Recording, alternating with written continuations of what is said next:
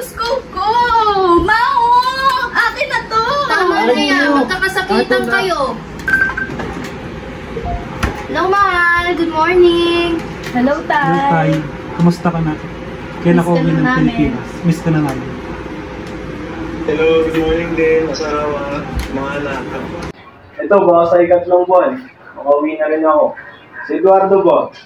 Sa trabaho niya, kamusta?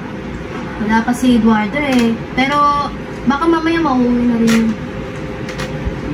Ikaw ba, Teresita? Kamusta mo yung trabaho mo sa ospital? Hindi ka ba napapagod sa pag-aalaga mo sa pasyente mo? Ayos naman ako, Tay. Pero syempre, sino ba naman ako para mapagod pag nakikita mo yung mga ngiti ng pasyente mo? Mabuti naman kung ganun. At least na-appreciate ka nila. Bihira lang sa tao ngayon sa akin. Opo. Ikaw ba, man? Kamusta yung bunso ko? Ayos na ayos, Tay. Lagi ako nag-recite tapos naging matas-mat ako sa pagsusulit. Naku, mabuti naman kung ganun. Kaya ikaw, bunso, lagi magpakabait. Lagi po, Tay. Kung alam ka din sa mama mo. Basta yung mga estudyante mo, pababait ba na? Walang pasaway? Naku, mahal. Ayos na ayos naman ako dito. Kahit magugulo yung mga estudyante dito sa eskwelahan, ayos naman. Kaya ko naman din.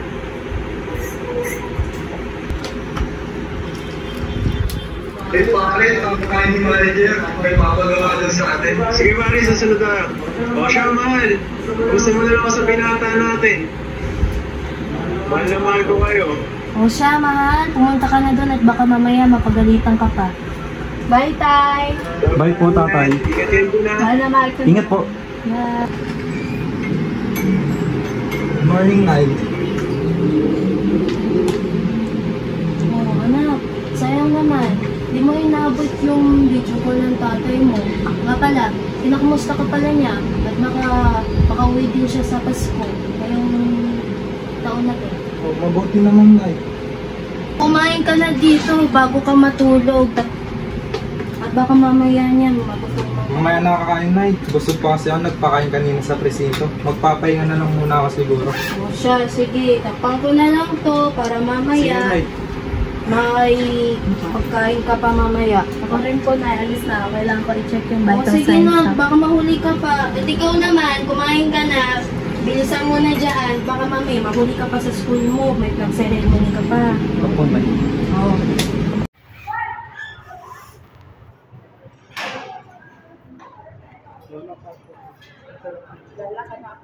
Salamat, Ilo. Huwag ka na lamang sa akin kahit ako hindi ka makakailan. Salamat. Mag-iingat ka. Paano po?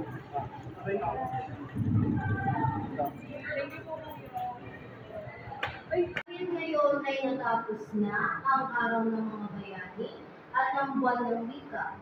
May tatanong lang ako sa inyo. Sino-sino nga ba ang mga bandang bayani?